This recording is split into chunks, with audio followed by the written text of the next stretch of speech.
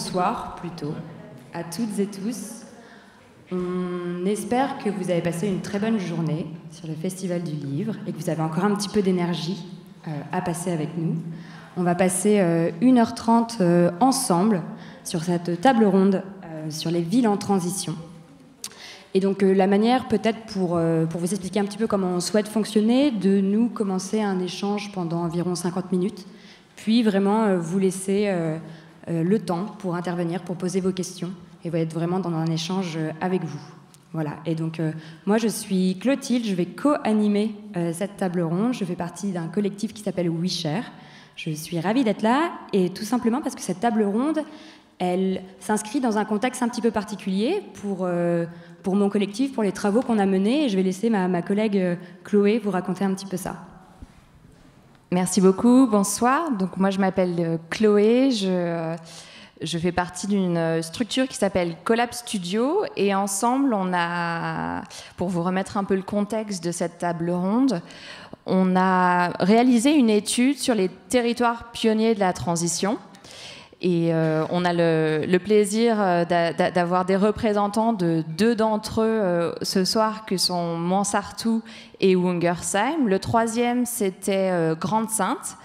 Et en fait, on a voulu savoir par ce projet d'où venait la transition. Qu'est-ce qui faisait qu'à un moment, des femmes et des hommes se mettaient en mouvement pour transitionner.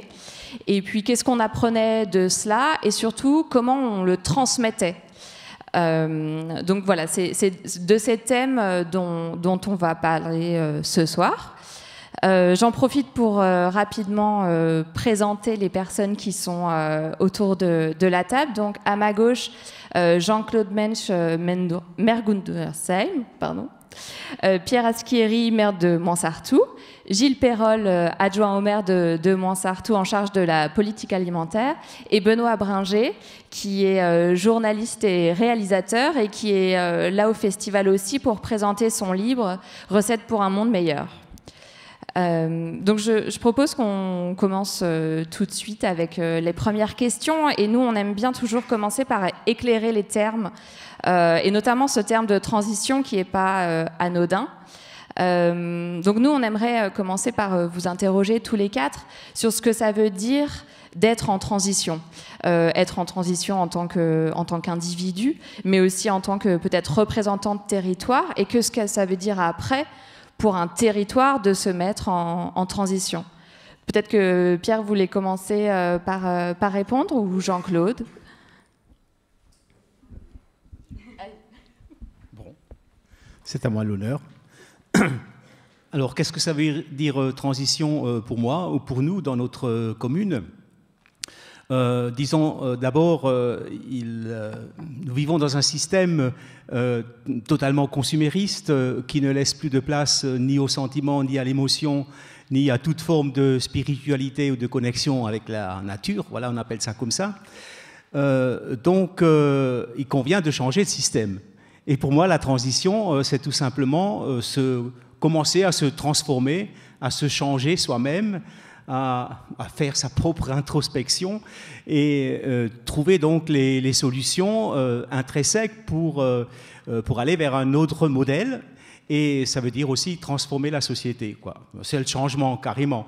Puisque, je ne sais pas, pour ceux qui avaient peut-être entendu Marie-Monique ou d'autres tout à l'heure, c'est si on continue comme ça, on va dans le mur. Donc il n'est plus possible d'adhérer à ce système de consommation outrancière. C'est comme si nous étions assis sur une branche, voilà, bien assis, confortablement assis, en train de siffloter, de chanter, et en même temps, on est en train de scier cette branche. Voilà, donc la transition, c'est changer, c'est le changement.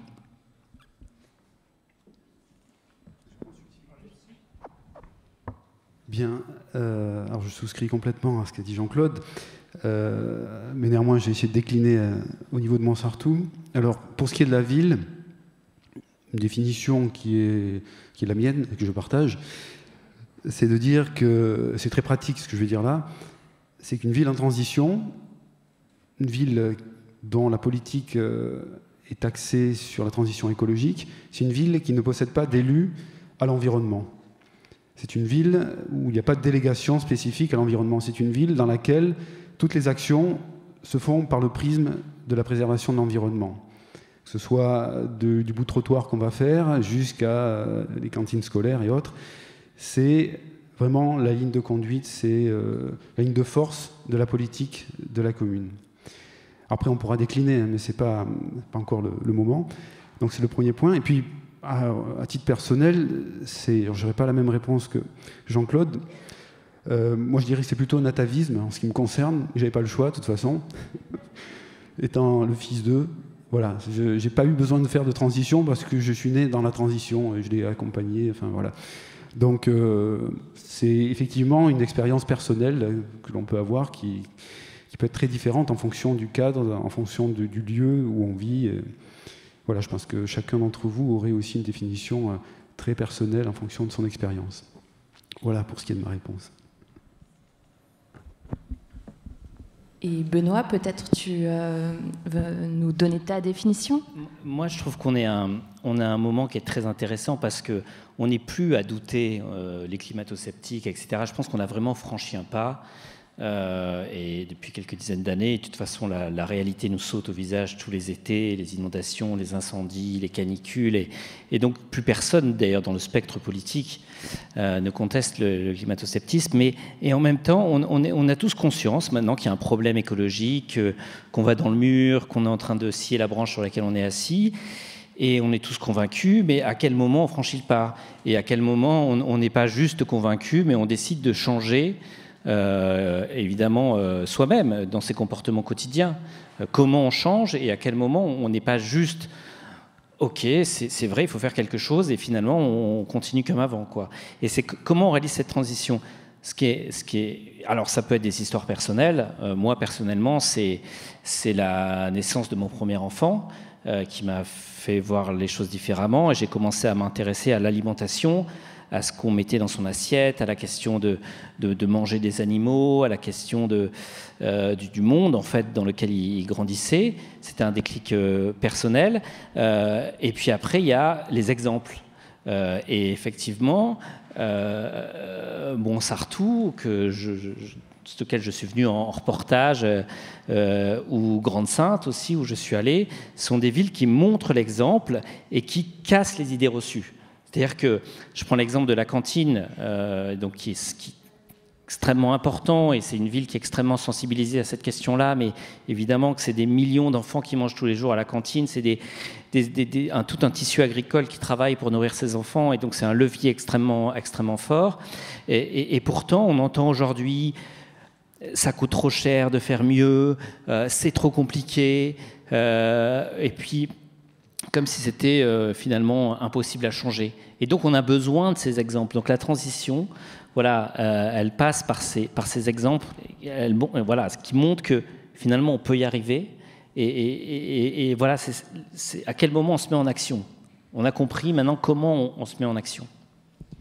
À vous entendre, j'ai surtout l'impression en fait, qu'on parle d'hommes, de femmes qui font des cheminements, qui vont d'abord se convaincre, il faut vraiment évoluer les postures, et ensuite finalement c'est par des actions qu'on met en place qu'on peut parler de territoire en transition, mais je voudrais voir un petit peu comment vous faites la corrélation peut-être entre les deux. J'ai la question dure. Non mais moi je crois que lorsqu'on se met en transition, c'est-à-dire qu'on va pouvoir adapter les actes au discours, je dirais. C'est peut-être là où on n'a pas où les politiques n'ont pas encore tous compris qu'il ne suffisait pas de reconnaître les enjeux climatiques, les enjeux d'environnement, les enjeux de santé. C'est qu'il faut non seulement l'entendre, l'accepter, il faut agir pour y remédier et pour essayer de rattraper ce qu'on a perdu. Et c'est un peu ça l'histoire de Montsartou, c'est-à-dire qu'on a réussi sur notre commune très tôt à entendre la parole des scientifiques, à imaginer les politiques publiques que ça pouvait sous-tendre et à les mettre en place. Et c'est ça, je pense, que de territorialiser la transition, c'est ça, c'est-à-dire qu'on voit bien l'inertie que peuvent avoir les gouvernements, encore plus l'Europe, et on voit la plus grande agilité que peuvent avoir des collectivités. Et on voit souvent que plus les collectivités sont petites, plus peut-être elles sont agiles.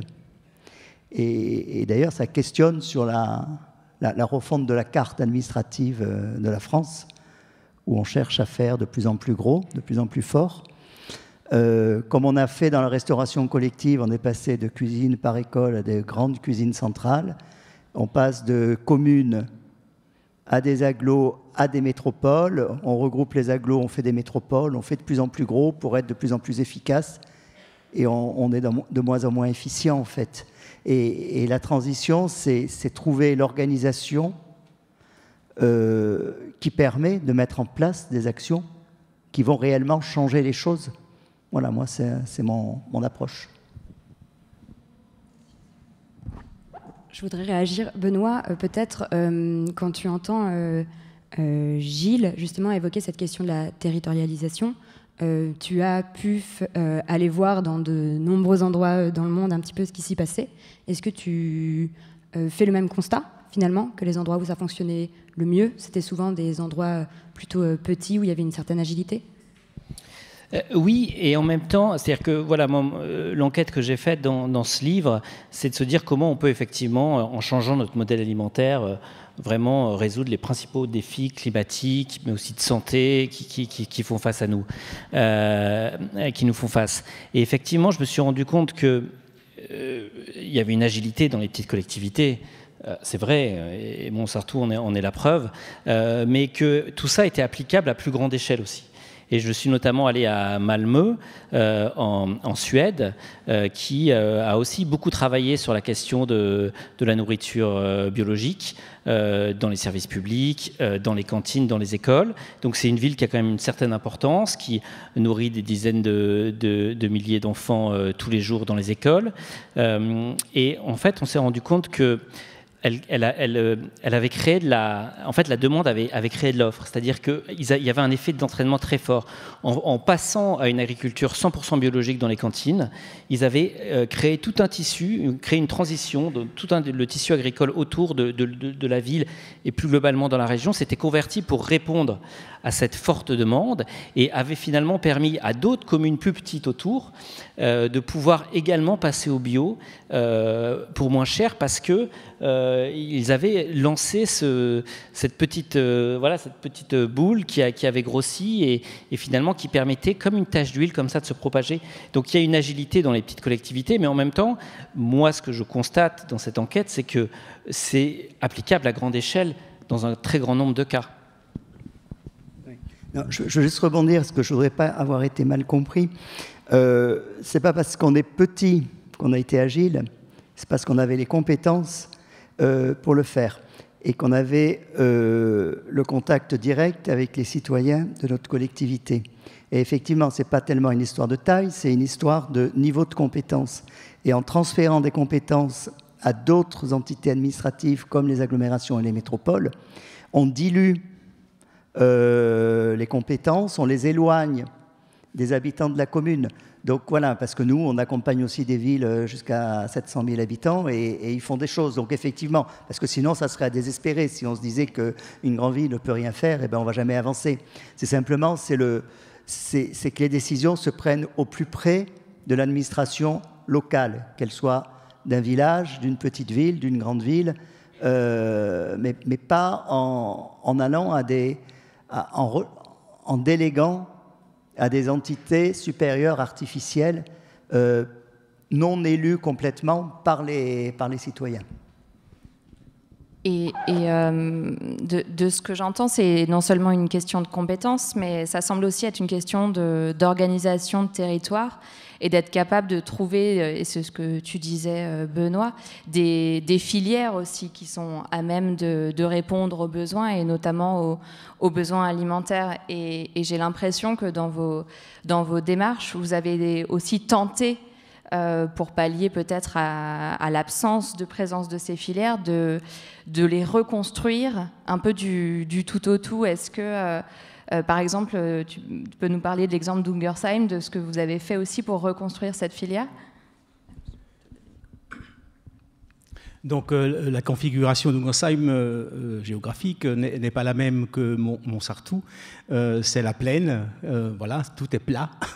Il y a les Vosges à quelques encablures, mais donc l'agriculture qui est développée, c'est l'agriculture céréalière et principalement du maïs, même à Ungersheim. Donc pour détourner ou pour intéresser les agriculteurs à des filières plus vertueuses et donc biologiques de préférence, il convient de leur offrir un modèle économiquement rentable pour eux, quoi, disons-le comme ça. Même si la PAC concourt, donc la prime agricole de l'Europe, concourt beaucoup à leurs revenus, d'ailleurs énormément. Donc, pour ce faire, nous créons des filières nouvelles basées sur l'orge panifiable, maltable, les céréales panifiables, donc à partir de semences anciennes. Pour vous donner un ordre de grandeur, la tonne de blé se négocie, conventionnelle, se négocie aux alentours de 150 € la tonne. Et la tonne de céréales anciennes, semences anciennes maltables, bio bien sûr, peut se négocier jusqu'à 3 000 € la tonne. Donc ce sont des intérêts qui... mais malgré cela, on rencontre encore pas mal de résistance au niveau de cette agriculture conventionnelle qui est ancrée dans sa culture, dans sa façon de faire, dans des méthodes, dans des revenus, voilà, qui leur assurent une subsistance correcte, et ils continuent donc de polluer. Alors aussi, donc on expérimente la filière du chanvre, la filière chanvre huile et colza huile, donc je disais de l'orge, voilà, et puis des légumineuses. Donc tout ceci pour créer, donc on a monté un projet qui s'appelle Terre résiliente, voilà, c'est bien le début du changement de paradigme pour les agriculteurs, ceux qui fournissent et produisent la nourriture. Donc c'est important de commencer par eux. Voilà, c'est ce qu'on a un peu oublié, puisqu'on a beaucoup travaillé sur le maraîchage. Voilà, il y a à peu près une douzaine d'hectares de maraîchage bio. Encore pour la restauration scolaire, certes, mais il y en a suffisamment pour d'autres. Encore faut-il que le consommateur soit intéressé. Voilà, donc il y a toute une filière. Je dirais que c'est facile, notre politique repose sur l'autonomie alimentaire et énergétique. C'est facile de le dire, mais alors dans la concrétisation, face à une société, que je le répète, consumériste à travers la grande distribution, c'est très difficile de recapter pour le moins, une partie de ces consommateurs sur quelque chose de vertueux. Voilà, donc on est en bonne marche, mais ce n'est pas encore acquis. Ça n'a rien à voir avec le mouvement. Hein. Et peut-être, Jean-Claude, tu peux nous dire un mot supplémentaire, parce que c'est vrai qu'en fait, c'est quelque chose qu'on a remarqué sur les 3 territoires sur lesquels on est allé. L'alimentation et l'autonomie alimentaire, c'est vraiment la pierre angulaire, en quelque sorte, de toutes les démarches. Et peut-être nous expliquer, en tout cas... pourquoi, en fait, en quoi l'alimentation vraiment et travailler sur ces démarches alimentaires change complètement la politique d'une ville. Mais disons que ça repose sur le besoin vital, primaire, quasiment, de l'homme. Donc on a besoin de se nourrir. Et puis tout ce qui passe par la bouche pour apporter l'énergie nécessaire à notre corps, c'est important. Et c'est la porte d'entrée pour intéresser et sensibiliser les gens à cette fameuse transition, quoi, pour prendre conscience qu'on peut produire, agir autrement, consommer autrement, et qu'il y va aussi de la santé de l'environnement, de la terre, nourricière et puis de la santé humaine. Voilà, de la santé de nos enfants, puisque nous avons commencé, Montsartou et nous-mêmes, avec une restauration scolaire bio. Donc, c'est très important que des enfants qui sont en construction sont les plus vulnérables face aux pesticides, aux perturbateurs endocriniens et puis autres produits toxiques. Donc, c'est très important de leur apporter une nourriture saine, naturelle, biologique.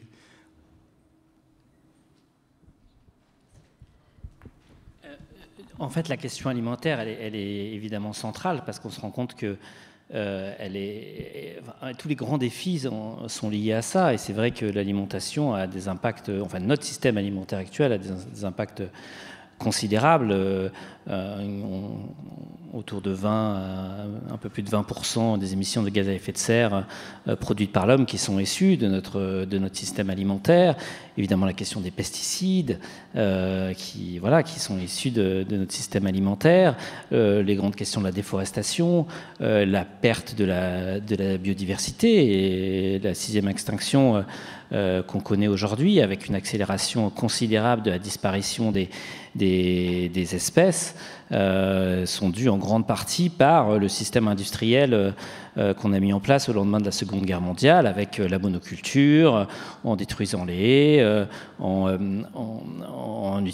ayant recours massivement aux engrais et aux pesticides chimiques, et tout ça a un impact considérable. Si aujourd'hui on ne change pas notre modèle alimentaire, même si on arrêtait complètement d'utiliser nos voitures et toutes ces émissions de gaz à effet de serre là, on ne s'en sortirait pas non plus. C'est-à-dire que c'est le premier axe qui est le plus évident et qu'il faut attaquer en premier. Donc c'est extrêmement intelligent pour une collectivité de commencer par là. Et puis, je ne veux pas prendre trop de temps, mais ce qui est formidable en plus avec cette politique-là, c'est qu'elle vise d'abord les enfants, en commençant par la cantine. C'est-à-dire qu'on commence à éveiller les consciences dès le plus jeune âge.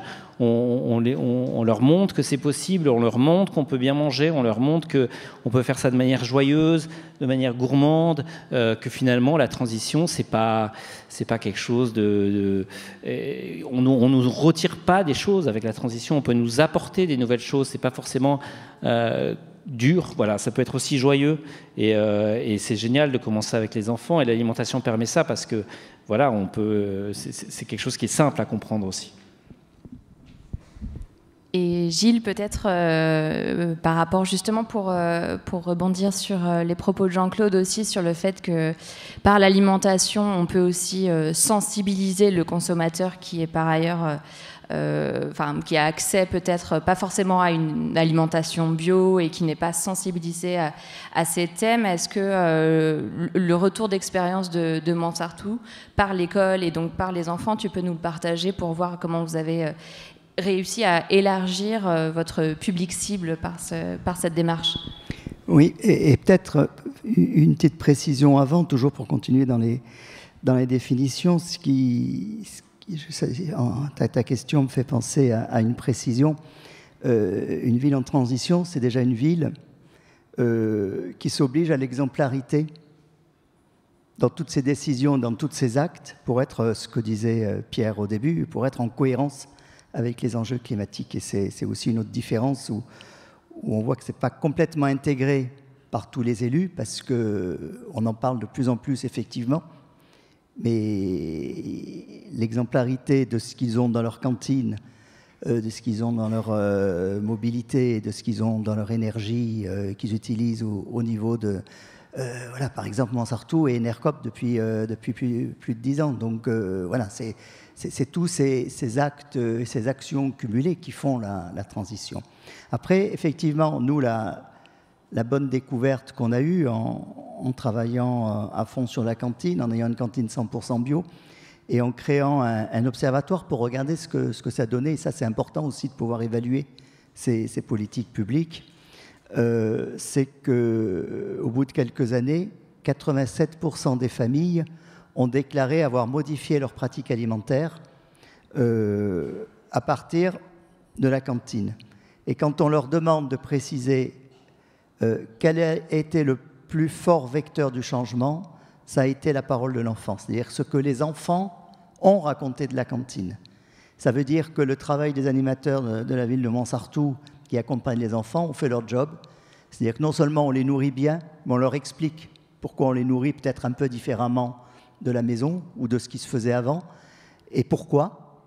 Et donc ils sont porteurs de ce message auprès des familles et qui, du coup, modifient leur pratique alimentaire. Et après, effectivement, c'est comme ça qu'on s'est engagé dans un projet beaucoup plus global de projet alimentaire territorial et qui vise à construire la souveraineté alimentaire de Montsartou, de la ville, du territoire, mais aussi à amener chaque famille à construire sa souveraineté alimentaire. On ne parle plus d'autonomie, parce que l'autonomie, c'est irréaliste. L'autonomie alimentaire sur Montsartou, c'est juste quelque chose d'impossible. On n'aura pas de surface suffisante, on ne peut pas avoir tous les types d'agriculture, etc. Par contre, la souveraineté, c'est définir ce qu'on veut manger en termes de qualité, en termes de provenance, en termes d'échanges économiques, en termes d'équilibre nutritionnel. Et ça, il faut qu'on le fasse au niveau de la commune, au niveau du territoire, mais chaque famille peut le faire.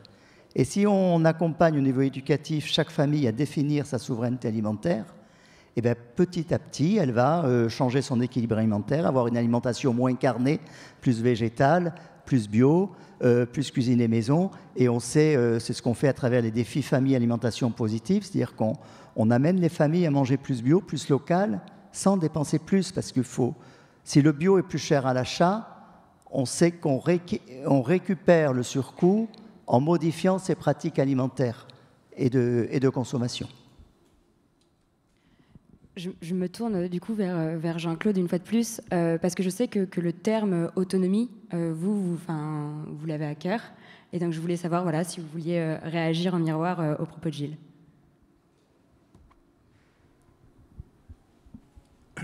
Ce que veut dire le terme autonomie pour nous ? Comment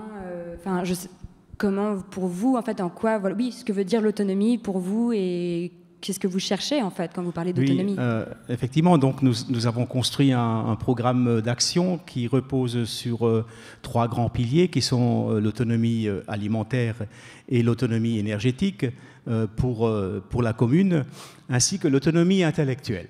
Voilà, donc c'est quelque chose qui peut paraître un peu inatteignable, mais je reviens sur le concept de départ. Nous sommes dans une société ultra consommatrice et on ne raisonne et on ne pense et on agit, on se comporte que par le prisme de la consommation. Alors s'affranchir de la consommation, ça permet d'acquérir des parcelles de liberté et des parcelles de bonheur, cher à Boris Cyrulnik. Voilà, donc c'est pour nous, c'est ça l'autonomie intellectuelle, c'est devenir moins dépendant de ce modèle, et donc devenir plus libre. C'est aussi impliquer le citoyen et le responsabiliser à travers des actions liées à la démocratie participative ou à des chantiers participatifs qui reprennent maintenant après la fin, j'espère, de la crise du Covid.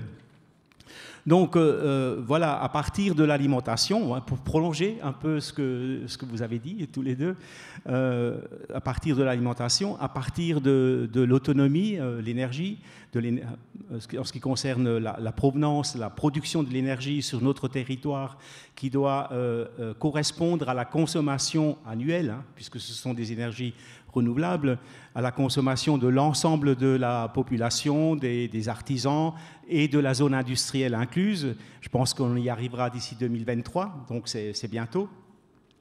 Tout ceci, finalement, je le dis entre guillemets, c'est presque un prétexte, même si c'est très, très utile, mais ça permet à la population, aux citoyens, citoyens impliqués, responsables, de prendre conscience, le citoyen consommateur, de prendre conscience des enjeux et puis de s'engager. Voilà, on essaye par des actions comme ça, de ce type-là, par l'alimentation, effectivement, c'est une autre porte d'entrée. Comment le dire et puis la commune, elle dans l'ensemble de ce programme, elle doit être exemplaire. Donc, je me réfère, moi, à la citation de Gandhi qui disait que l'exemple, ce n'est pas le meilleur moyen de convaincre, c'est le seul. Voilà. Donc, vous voyez, c'est un ensemble d'actions un peu tous azimuts qui essayent de changer, de prendre conscience, de sensibiliser. Je pense qu'on y arrive petit à petit, mais ça fait quand même 2 décennies d'efforts. Pour y arriver, je prends pour exemple les élections et je prends aussi pour exemple un philosophe allemand, pour l'occurrence, Schopenhauer, mais je pense que d'autres l'ont dit aussi, que chaque vérité doit franchir 3 étapes. Donc la première étape, cette vérité, elle est ridiculisée. Voilà, nous sommes traités de farfelus, d'utopistes, etc. La deuxième étape, c'est que plus cette vérité prend, plus il y a de l'opposition qui se crée. Et qui devient parfois même très virulente. Nous l'avons vécu. Et donc, la troisième étape, je pense que nous avons franchi le cap aux dernières élections. La troisième étape, c'est tous ceux qui vous ont raillé, ridiculisé, tous ceux qui se sont opposés à vous, diront à la fin, vous voyez, je vous l'ai toujours dit, c'est ce qu'il fallait faire. Donc, ça le rencontre couramment dans la vie, n'est-ce pas ?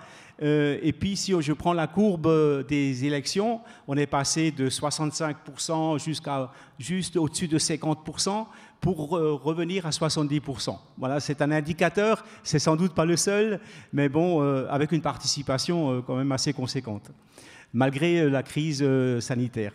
Voilà, donc c'est un travail, pour conclure sur cette question, c'est un travail de longue haleine quand même. Ou alors il y a les grands chamboulements mais ceux-là on les souhaite pas, quoi. Les conflits, etc., qui font aussi faire travailler la résilience des personnes, des groupes, des collectivités, mais bon, ça on le souhaite pas parce que c'est très violent. Justement, ce serait intéressant d'avoir aussi votre retour, Pierre, sur ce processus des 3 étapes de la vérité et de l'acceptation qui finit par venir. Comment ça s'est passé à Montsartou? Comment ça peut-être se passe encore cette démarche et ce processus d'acculturation et puis d'acceptation après comment ça se passe pour Montsartou? Bien, comme l'a dit Jean-Claude, c'est des processus qui s'inscrivent sur le temps long, puisque l'expérience relative aux cantines, et Gilles le complétera, mais c'est 20 ans. 20 ans. Alors effectivement, au début, c'est un peu défarfelu, c'était un petit peu... et les 3 étapes que tu as décrites, on les a connues. Et c'est vrai que maintenant, on voit qu'on se réapproprie, enfin les détracteurs se réapproprient le concept.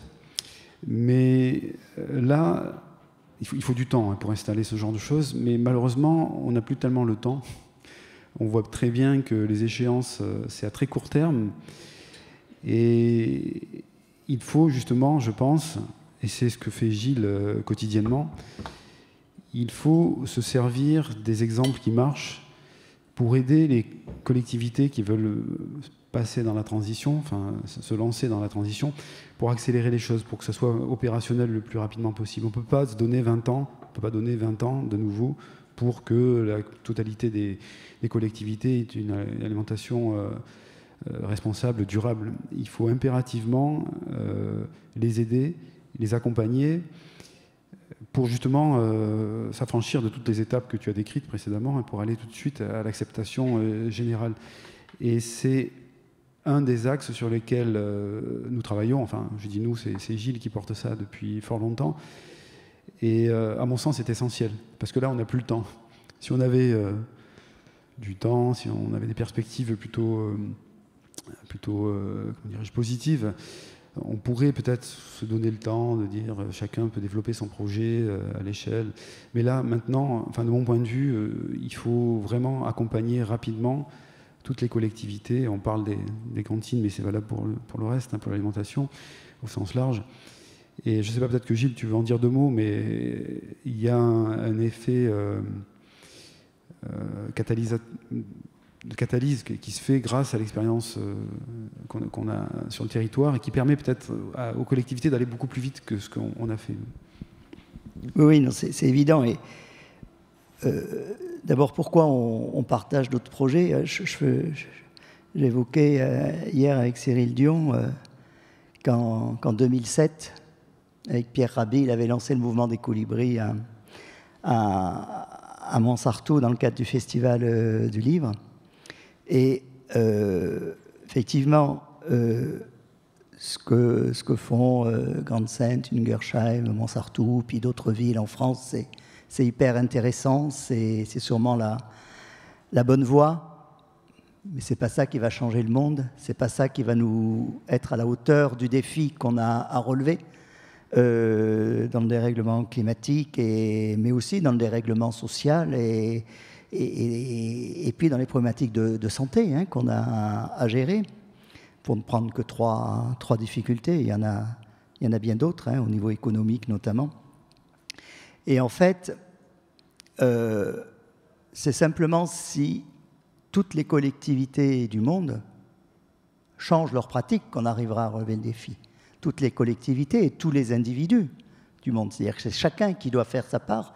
C'est bien l'esprit du colibri. Et Montsartou fait sa part. C'est-à-dire qu'il a fait sur son territoire ce qu'il avait à faire.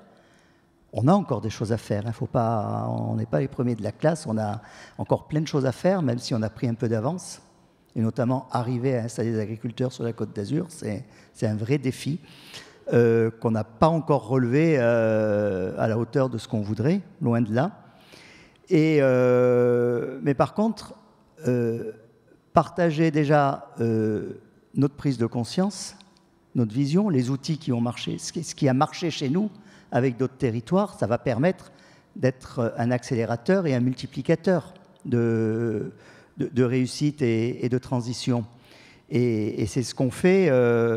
Des fois, d'ailleurs, quand on fait une analyse, on est nous-mêmes un peu à la fois impressionnés, et à la fois on comprend mieux pourquoi on est toujours à la bourre. C'est-à-dire que depuis avril 2018, on vient d'échanger, là, dimanche dernier, avec la 500e collectivité en France et en Europe, depuis avril 2018, depuis qu'on s'est mis à tenir, à faire le relevé. Donc il y en a plus en théorie, mais on ne sait pas le chiffrer. 500 collectivités qui sont venues s'inspirer de ce que fait Montsartou en cantine, en alimentation. Et croyez bien que quand une ville vient ici s'inspirer de l'alimentation, elle voit aussi d'autres choses. Comment fonctionne la ville, comment fonctionne la mobilité, comment fonctionne le rapport élus, citoyens, etc. Parce que les élus sont quand même des curieux quand ils vont dans les communes des autres. Et on fait ça par des visites, par des accompagnements de réseau, par un diplôme universitaire, tout ça. Et ça, c'est l'amplification. Et j'en parlais avec Jean-Claude récemment. Des fois, c'est vrai qu'on est un peu saturé de demandes.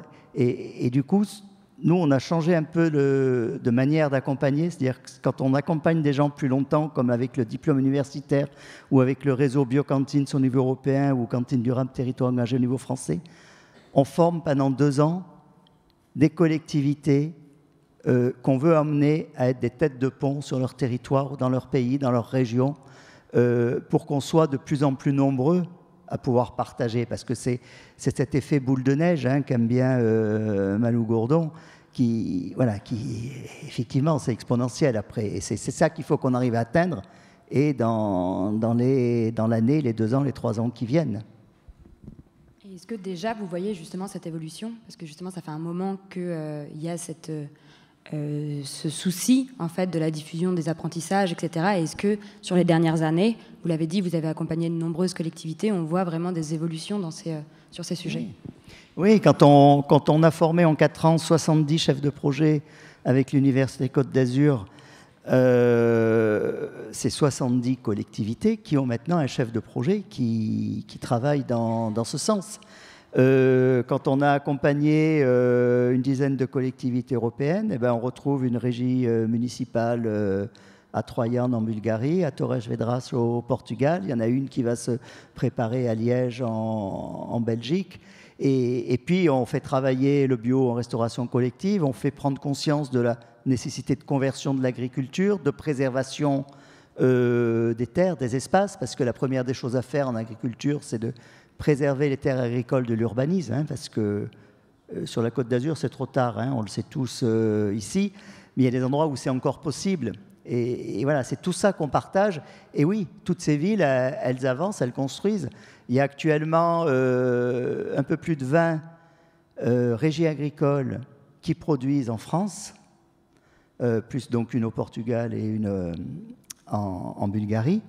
En juillet dernier, il y avait 20 collectivités qui sont venues à l'université d'été sur ce thème et qui sont en train de préparer. Donc dans peu, on sera à 40. Et on voit qu'après, voilà, on sait que ça se multiplie, plus on avance, plus ça se multiplie. Donc oui, il y a des changements sur les territoires, heureusement, mais effectivement, pas encore assez vite, et il ne faut pas relâcher. À Ungersheim aussi, vous transmettez. Je ne sais pas si vous en êtes aussi à 500 collectivités, si vous avez compté.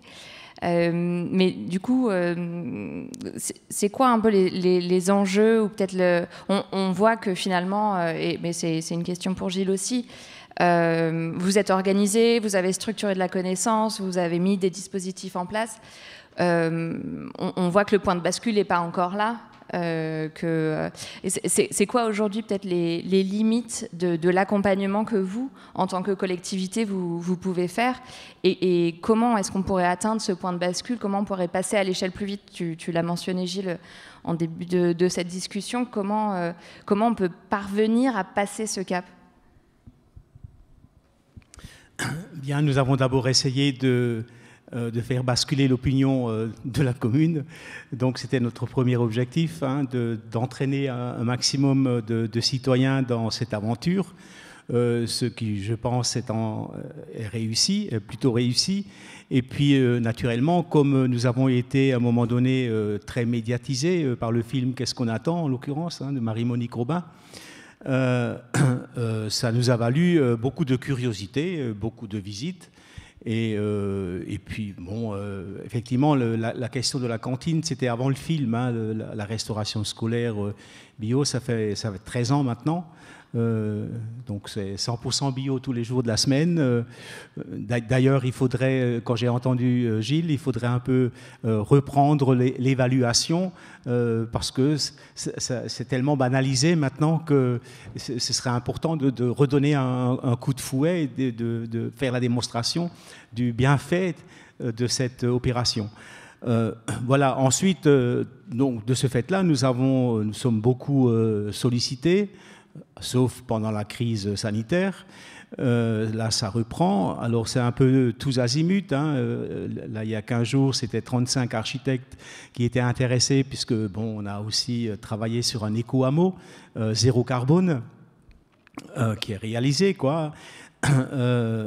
Voilà, une autre fois, ce sont des collectivités, ce sont des associations, des élus, quoi. Maintenant, on ne les a pas comptabilisés, mais bon, globalement, ça va au-delà de 1000, quoi, mais tout confondu, hein.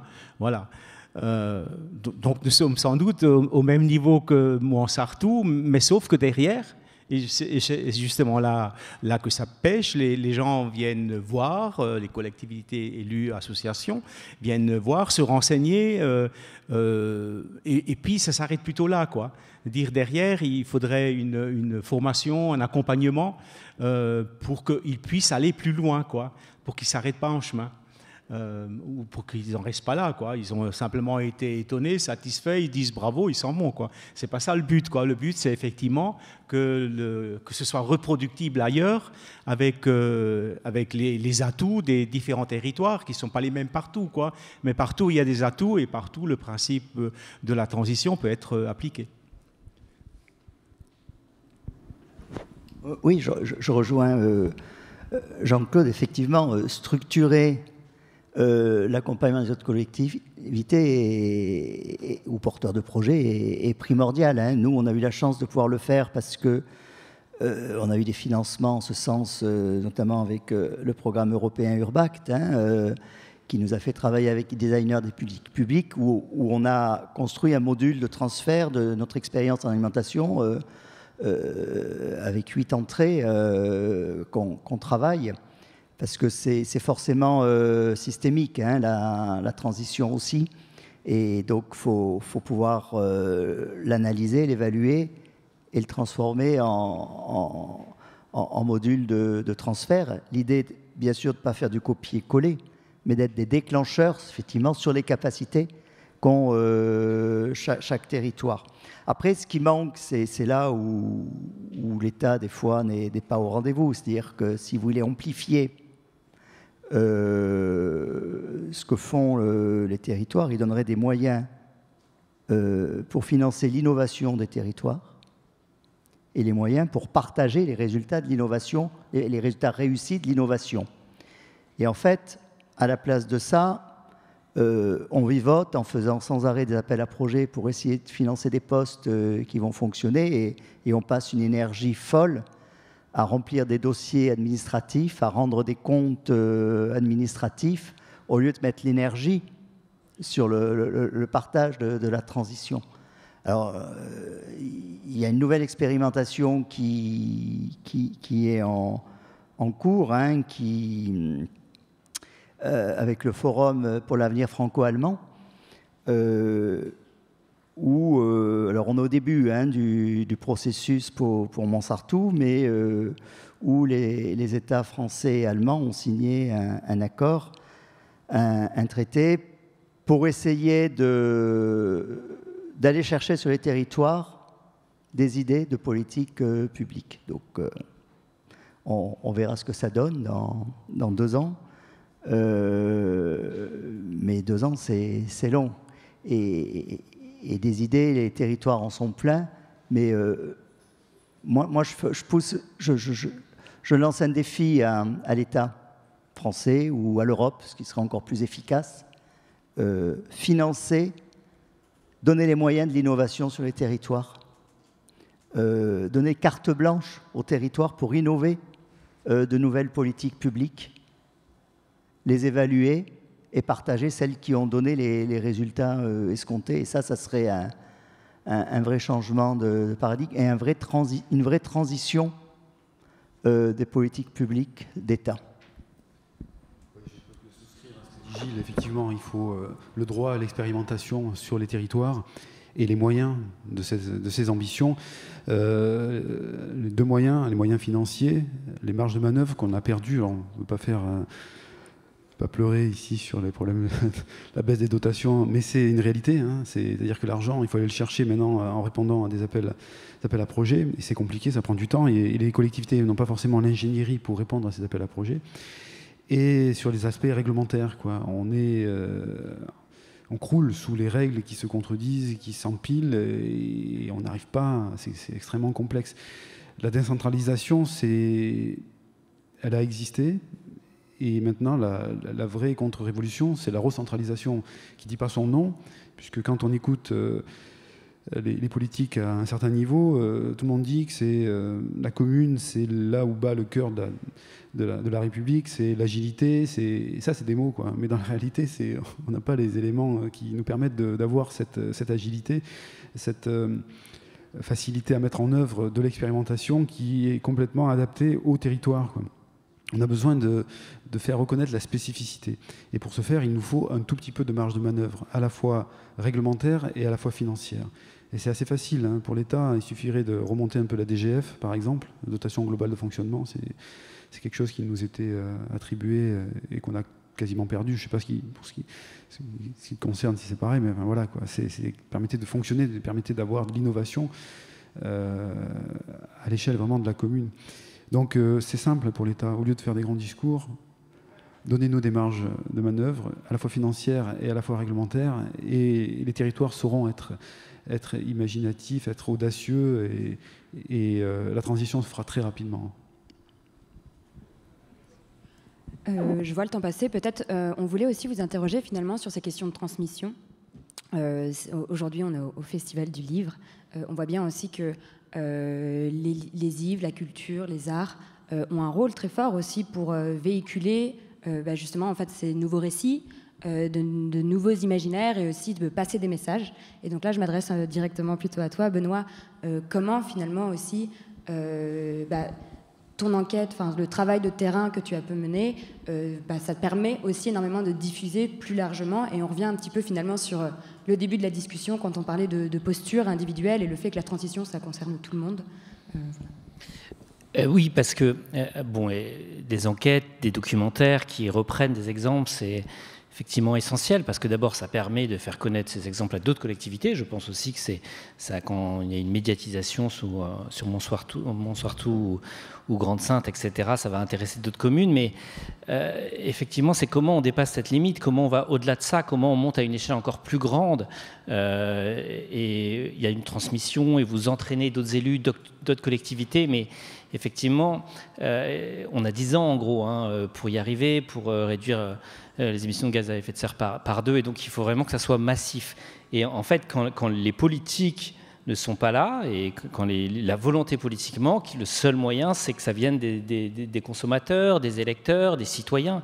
Et donc, je pense que c'est extrêmement important, et en tout cas, moi, humblement, c'est ce que j'espère réussir à faire, même petit à petit, c'est d'entraîner les citoyens et tout le monde, et vous, chacun d'entre vous, comment vous pouvez se lancer dans cette transition et à votre niveau l'enclencher et pousser aussi pour que les politiques aillent dans ce sens-là. Alors ça passe évidemment par le vote, mais pas seulement, ça passe par ce qu'on achète, ça passe par les magasins dans lesquels on se rend, le type de nourriture qu'on choisit, le bio évidemment, mais c'est pas suffisant, il faut aller vers du local, il faut changer nos modèles alimentaires, il faut réclamer, il faut écrire à ces élus quand ils veulent pas faire des cantines bio parce que c'est pas suffisant. Et en fait, on le voit au moment des élections municipales, tout le monde parle des cantines bio, etc. Parce que petit à petit, ça arrive dans le débat public, et petit à petit, on écrit une nouvelle histoire. Voilà, c'est plus un truc de farfelu, quoi. Et c'est ça qui est important, c'est de montrer qu'aujourd'hui, c'est faisable, et pour ça, il faut ce travail qui est fait par Marie-Monique Robin et par plein d'autres maintenant, de médiatisation, de récits, de raconter, de rendre ça accessible à tout le monde pour entraîner le plus grand nombre. Et justement, à Ungersheim, il y a eu le documentaire de Marie-Monique Robin. Comment est-ce que ce récit qui a été donné à voir par le documentaire, comment est-ce qu'il a accompagné la démarche, et qu'est-ce qu'il a transformé, s'il a transformé quelque chose auprès des habitants, peut-être auprès du grand public? Disons oui, au niveau des habitants, bien sûr, ça a permis de mieux sensibiliser, de mieux faire prendre conscience, et d'avoir plus d'engagement, quoi. Derrière, il y a eu un élan. Il faut l'entretenir, quoi. Sinon, il s'estompe rapidement. Voilà ce qu'a donné le film, mais il a donné quelque chose de plus important, d'aussi important. C'est que il y avait un programme à un moment donné qui, je ne sais pas si vous avez souscrit à Montsouartoux, territoire énergie positive et croissance verte. Voilà, croissance verte, voilà. Bon, c'est un terme générique du gouvernement de l'époque, hein, c'était Ségolène Royal. Et donc là, c'était un programme qui était doté. Voilà, et où les dossiers étaient plutôt simples, pas quand même tout à fait, à remplir.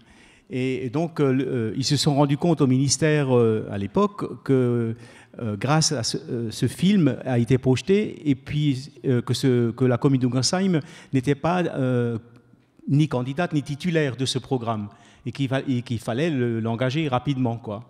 Donc, nous avons sorti nos 16 actions des tiroirs, et puis en l'espace d'une semaine, le dossier, le programme a été signé, et nous avons obtenu et aussi par effet de levier, quoi, jusqu'à 2,7 millions d'euros de subventions pour ces 16 actions. Voilà. Alors là, effectivement, ça booste, et on a pu monter des programmes, des actions très lisibles pour la population. Et je pense que ça a été aussi un levier supplémentaire. Mais à l'origine, il y avait le film, mais tout à fait à l'origine, il y avait la volonté tout à fait au début d'un noyau de convaincus qui se sont lancés dans cette opération qu'on n'appelait pas encore transition écologique, mais de transition énergétique. Et puis voilà, donc il y a 20 ans en arrière, quoi. Voilà, donc c'est quand même c'est le résultat de beaucoup de travail et de beaucoup d'abnégation. Et comment on est au Festival du Livre aussi aujourd'hui, et que ça existe depuis 30 ans. Peut-être la question, soit à Pierre, soit à Gilles, c'est comment finalement cet événement qui permet de réunir des auteurs, des intellectuels, comment est-ce qu'il participe aussi à construire pour Montsartou, pour sa démarche, le récit de la démarche ou la vision d'une transition? Tout d'abord, ce festival qui n'a pas démarré sous cette configuration au début, qui s'est construit au fil du temps et qui est devenu ce qu'il est, c'est aussi un moment dans l'année de rencontre. Moi, s'il n'y avait pas eu le festival, on ne se serait peut-être jamais croisés. Bon, tu étais en contact avec Gilles, mais voilà, ne serait-ce que ça peut paraître anodin, mais c'est pas anodin. Et c'est tous les gens qu'on rencontre quotidiennement, enfin, sur les 3 jours, ces échanges, c'est essentiel. Il faut des moments comme ça, il faut des moments forts. Surtout quand on est élu, on est un petit peu contraint à gérer le quotidien. Et le quotidien, c'est rarement ce genre de questions. Hein. C'est très terre à terre. Et c'est bien que de temps en temps, on ait des obligations comme ces jours-ci, où moi, sur mon agenda, il n'y a plus de rendez-vous, il y a de l'échange. Et ça fait du bien, déjà pour la tête, parce que sinon, c'est un peu compliqué à supporter. Mais au-delà de ça, ça permet effectivement d'échanger, ça permet de partager. On a malheureusement trop tendance et trop...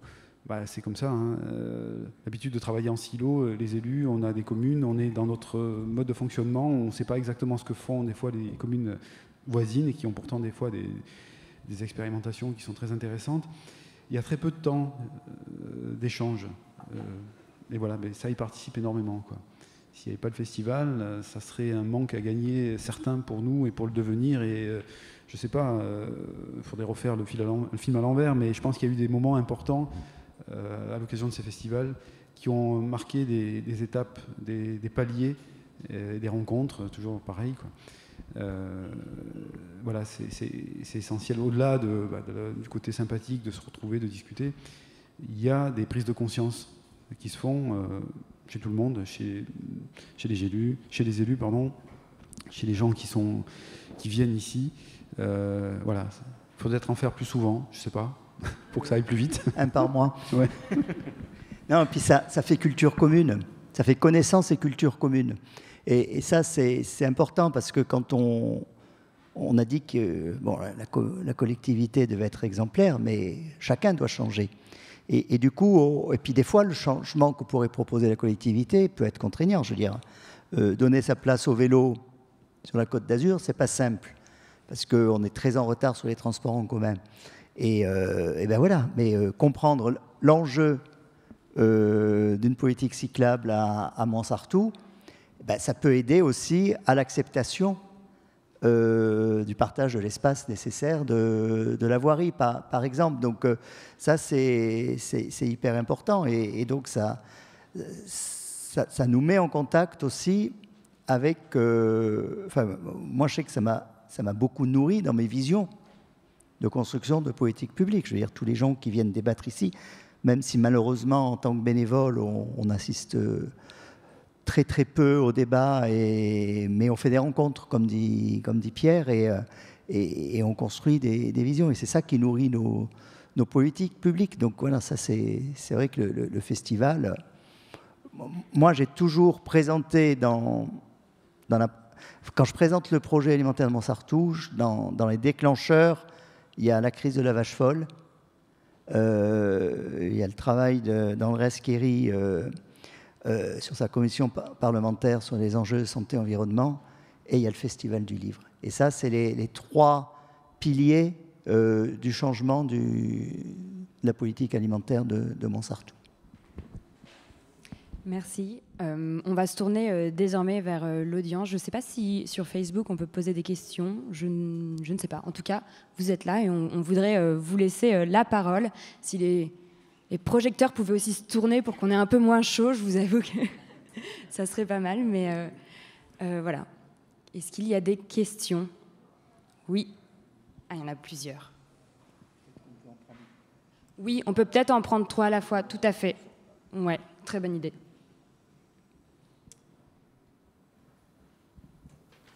Bonsoir. Voilà, vous veniez de parler de la voirie. Et est-ce que vous pouvez nous dire sur Mons, et peut-être sur les autres villes en transition, comment résoudre le problème de la pollution de l'air, des voitures qui passent dans le centre des communes, voilà. Il y avait une deuxième question devant, au premier rang.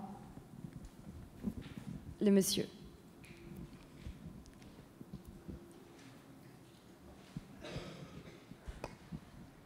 Bonsoir mesdames, bonsoir monsieur le maire. Moi je voulais poser une question. Est-ce que sur Montsartou, il y a un projet ou des projets d'habitat participatif, un embryon de projet? Très bien, merci. Et une troisième question derrière. Voilà, parfait. Merci madame. Qui lève la main. Là, c'est des questions qui sont beaucoup adressées à Montsartou. Une troisième question peut-être. Non, adressé aussi à Montsartou. Non, en fait, à toutes les communes, mais à Montsartou, puisque vous nous avez beaucoup inspiré. Moi, je suis élue à Châteauneuf-de-Grasse. On a beaucoup parlé de projet territorial alimentaire et on aimerait en savoir plus sur votre projet d'autonomie énergétique ce soir. Merci beaucoup.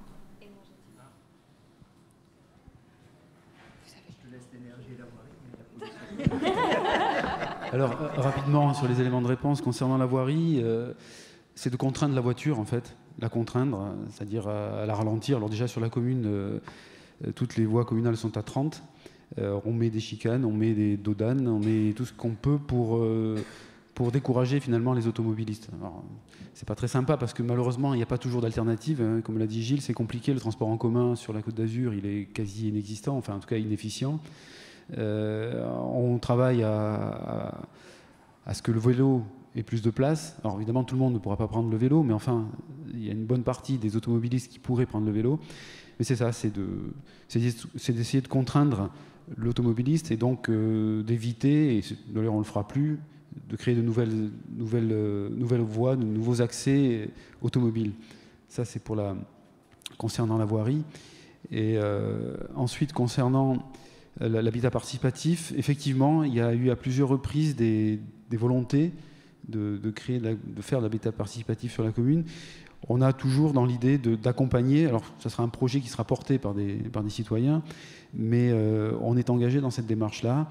Il y a des terrains qui sont identifiés pour ce type de projet. Ça prend du temps. On est accompagné par les services de l'État, mais ça fait partie des projets que l'on souhaite accompagner et développer sur la commune, évidemment. C'est possible, tout à fait, oui, ça c'est...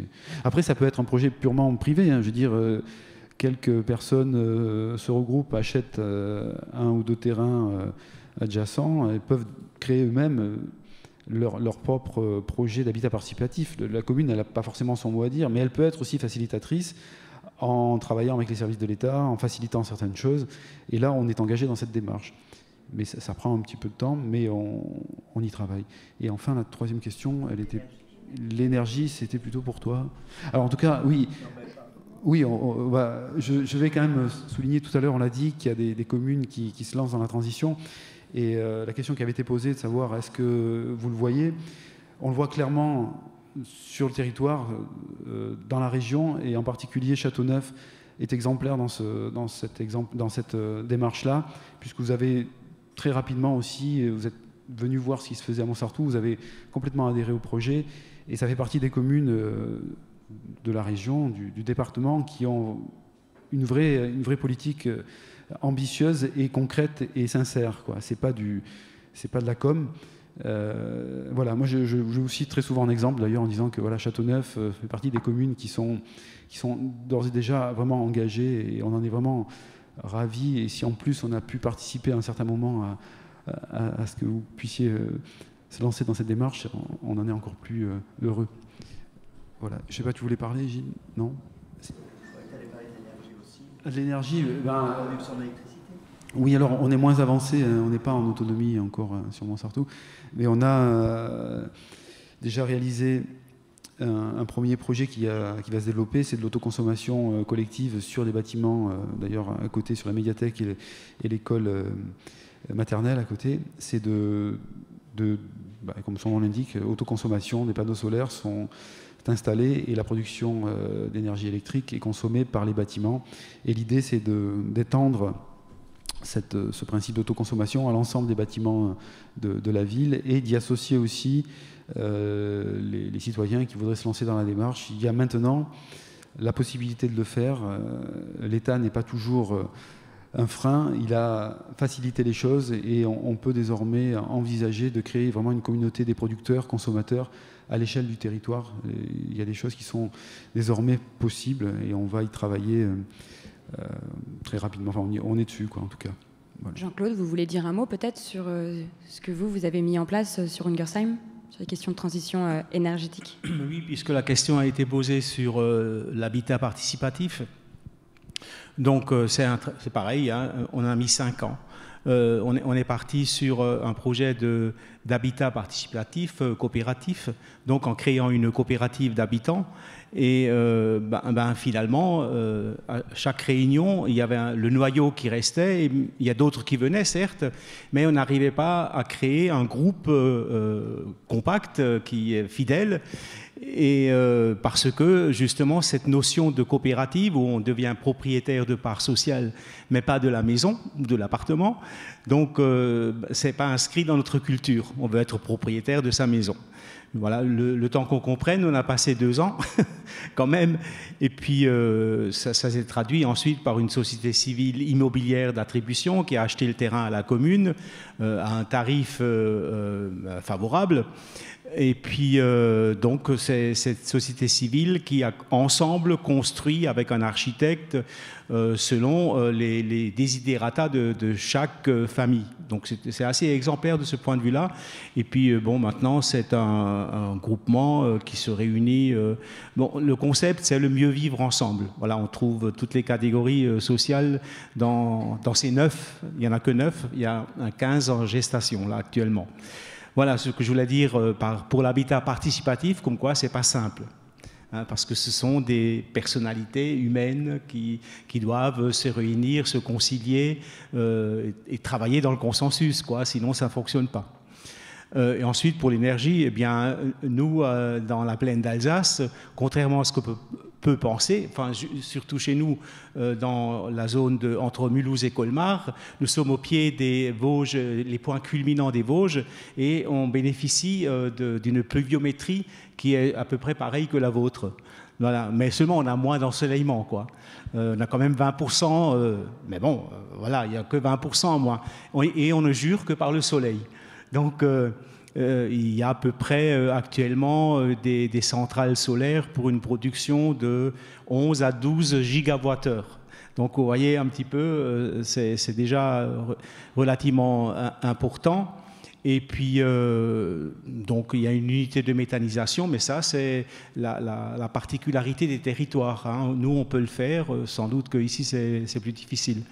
Et qui va contribuer à l'autonomie énergétique avec une centrale photovoltaïque solaire de 6 à 9 mégawatts encore en plus, qui est prévue dès que le PLU I sera approuvé.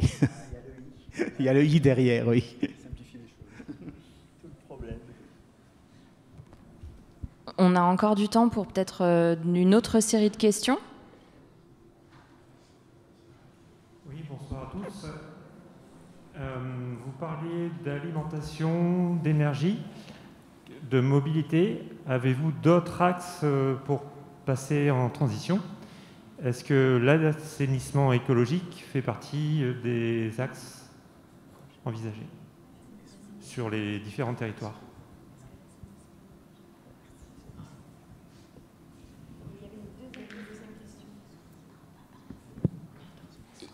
Il y avait une autre question.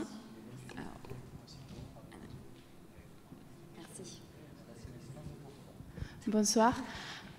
Oui, ma question, en fait, c'est dans ce sens-là aussi, parce qu'on parle en fait des transitions dans plusieurs niveaux, mais pour moi, personnellement, ma définition de transition, c'est aussi la réduction de notre consommation énergétique, donc passer vraiment dans nos économies post-carbone. Donc, comment est-ce qu'on intègre cette dimension de sobriété, on va dire, dans les politiques de la communauté? Merci.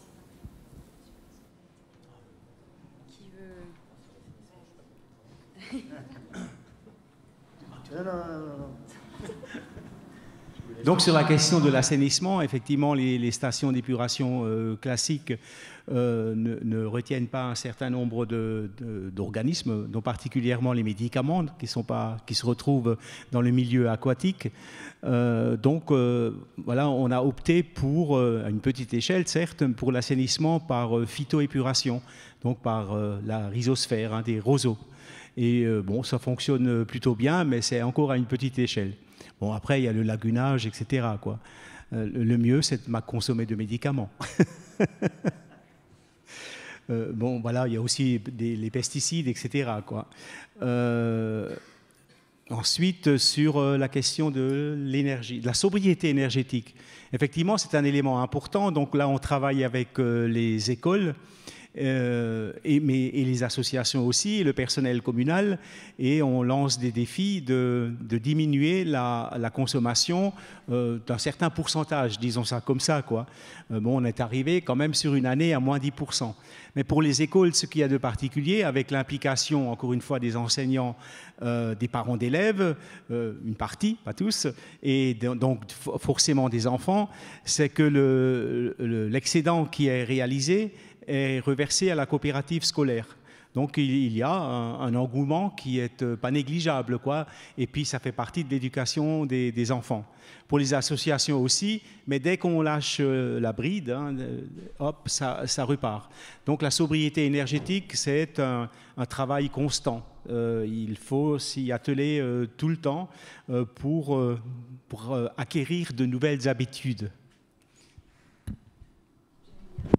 Peut-être juste, on n'a pas du tout évoqué aussi, c'est le gaspillage alimentaire en termes de un autre type de sobriété, mais c'est quelque chose qui est, d'après ce que j'ai vu, vraiment sous-exploité, et la manière dont on va récupérer les déchets alimentaires dans les municipalités qui est vraiment très peu développée. Hein. On a pris le pli de la poubelle jaune, etc., mais la poubelle marron qu'on commence à voir apparaître un petit peu, en tout cas dans certains arrondissements parisiens, ça commence à arriver, et puis ça arrive dans quelques municipalités, qui est très importante aussi, c'est ce qu'on fait de ces déchets alimentaires. Alors quand on est à la campagne, on peut effectivement faire ça dans son jardin, du compost, mais en tout cas, voilà, cette question-là, je pense, c'est une question qui est importante pour les municipalités, et j'espère que, enfin, je ne sais pas quelle est votre expérience ici, mais le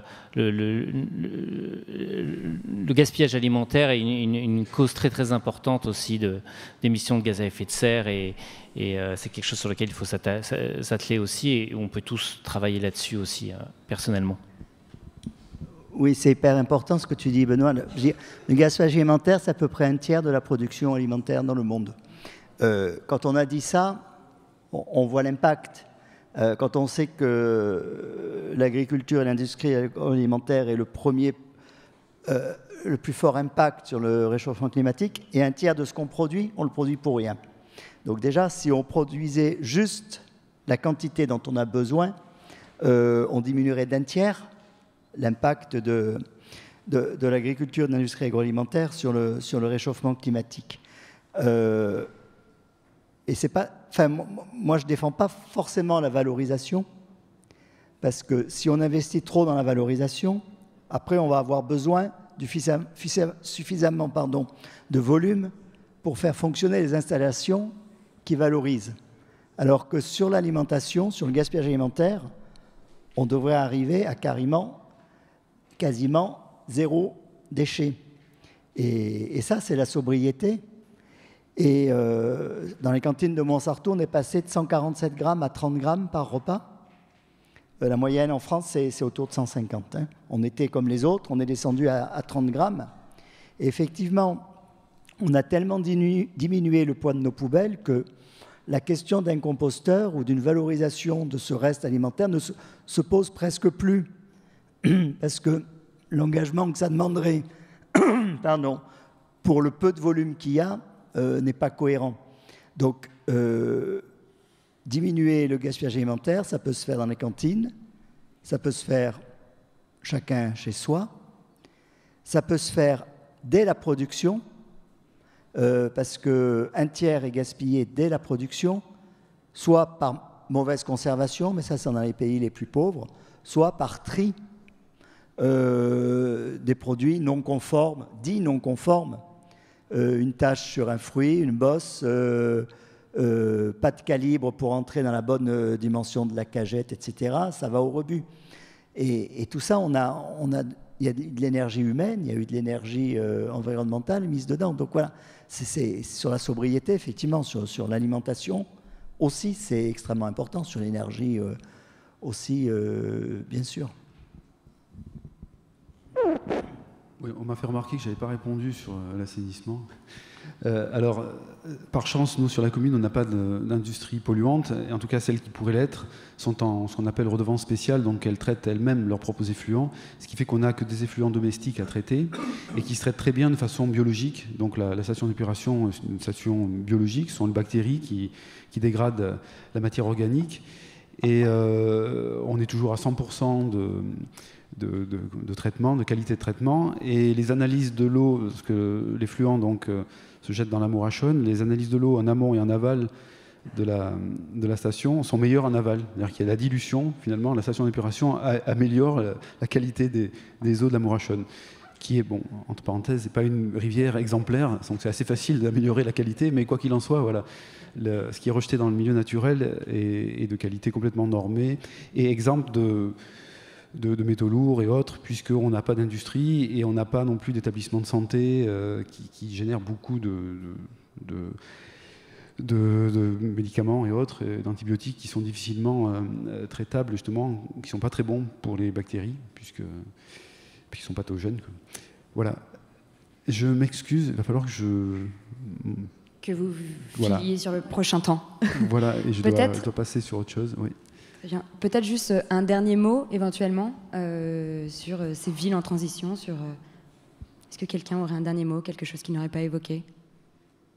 Vous pouvez continuer. Non, mais on va s'arrêter de toute façon. Peut-être juste un mot. Le Festival du Livre sort un petit livre qui s'appelle « Climat à vous de jouer », à nous de jouer, pardon, parce que chacun a sa part.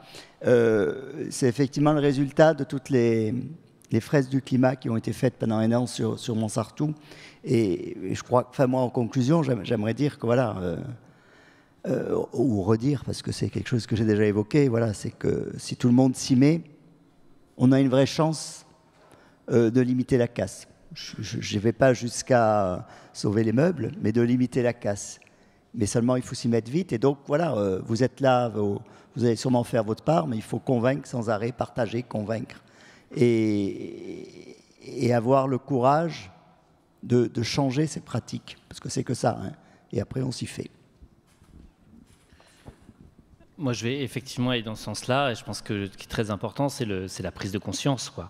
C'est pour ça que ce que j'essaye de faire avec ce livre, Recettes pour un monde meilleur aussi, c'est de montrer quelles sont les recettes qu'on peut appliquer au quotidien dans les collectivités locales ou au niveau national, mais aussi chez soi. Et c'est de mettre en perspective, d'avoir l'ensemble des chiffres, de comprendre vraiment l'impact de nos actions quotidiennes pour ouvrir les yeux, pour vraiment éveiller et pour se dire qu'à partir du lendemain, on va faire les choses différemment. Et Alain Ducasse, que je cite dans ce livre, voilà, qui montre qu'on peut aussi changer, faire une transition alimentaire avec aussi des saveurs, de la gourmandise, etc., dit, en fait, quand on commence à le faire, on se rend compte que ça se passe très bien. Et changer notre alimentation, puisque ce livre est essentiellement sur l'alimentation, quand on rentre dans ce modèle-là, on se rend compte qu'on n'a pas de difficulté. Et il faut passer le cap, il faut y aller. Et une fois qu'on a ce déclic, cette prise de conscience, c'est super. On se demande comment on faisait avant, en fait. Bon, un dernier mot. Alors, je crois que, d'abord, je voulais remercier Montsartou de m'avoir invité. Je voudrais remercier l'organisation, voilà, très bien organisée. Je voulais vous remercier aussi. Et juste pour dire que vous nous avez religieusement écoutés, nous avons beaucoup parlé. Et donc, à partir de maintenant, on arrête de parler et on va agir.